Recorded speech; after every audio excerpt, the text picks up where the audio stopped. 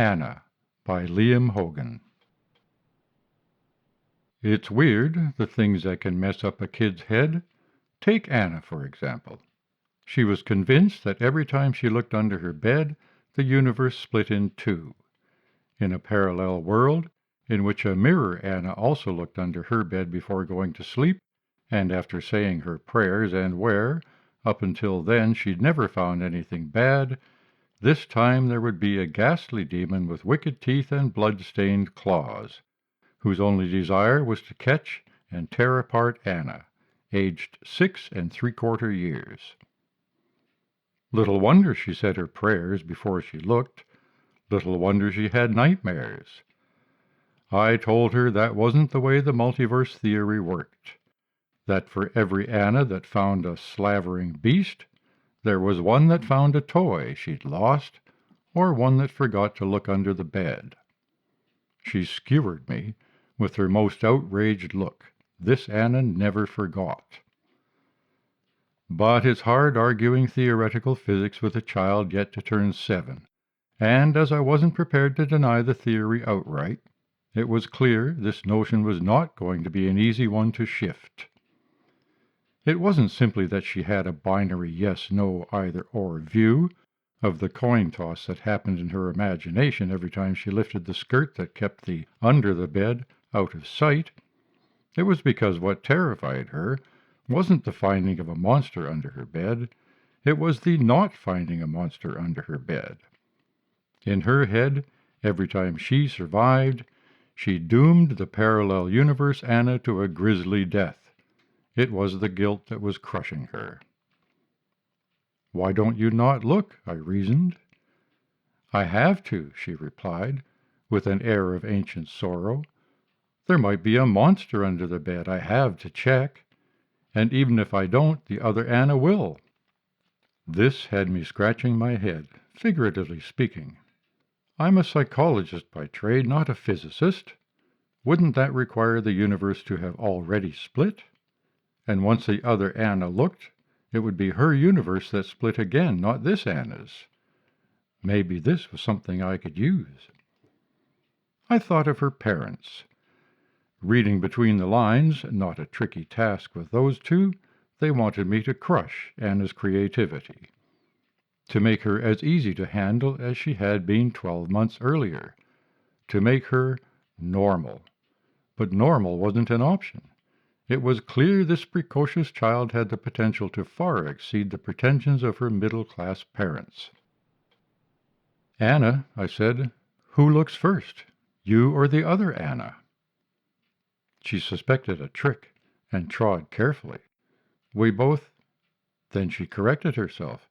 "There is no other Anna, not until I look, or there is, but it's me and we haven't split yet." "If she is you, will she react to finding the monster the same way you would?"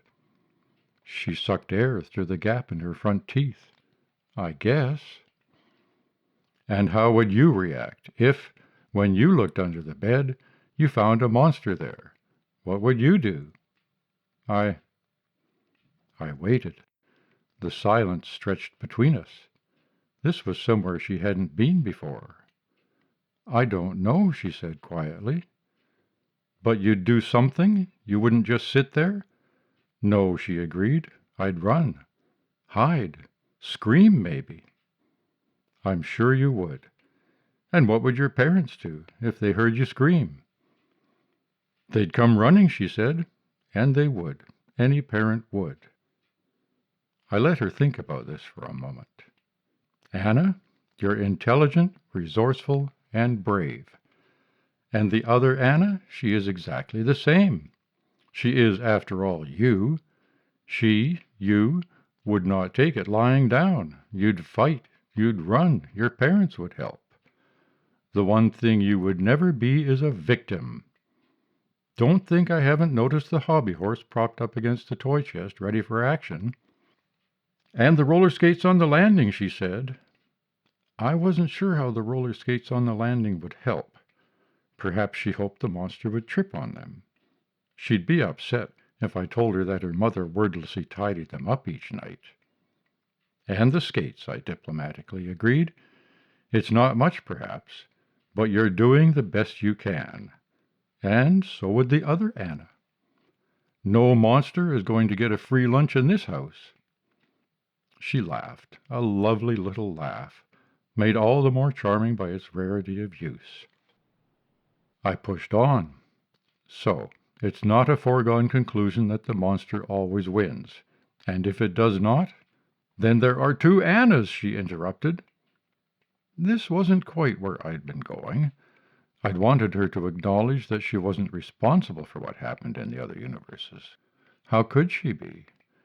But sometimes, usually in fact, you had to let your patient find their own path.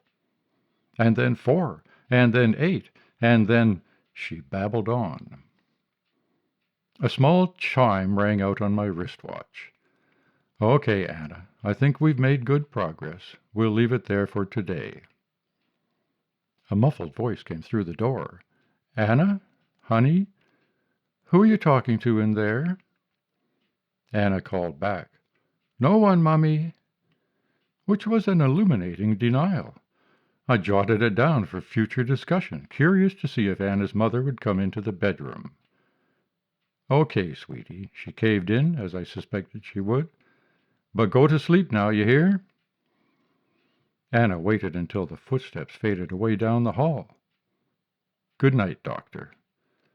Good night, Anna, I replied. Sleep tight.